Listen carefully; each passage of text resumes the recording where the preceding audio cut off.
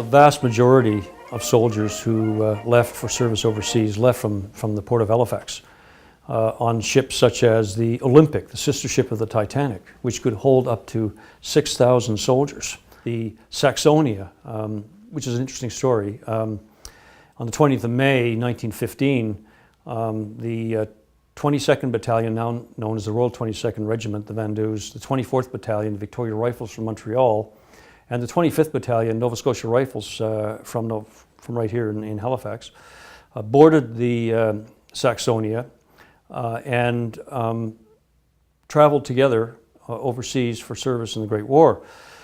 Recently, we inaugurated a project called the Last Steps Project, and this was done under the auspices of another organization called the Great War Centenary Society. And the aim of the Last Steps Project is to commemorate the spot where many of these soldiers left their home country, perhaps touched that soil for the last time, and boarded that transport ship for service overseas.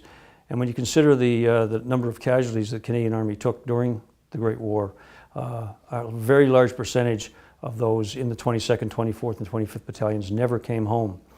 And so the Last Steps Project seeks to create sacred ground right here in Halifax, in Nova Scotia, in Canada.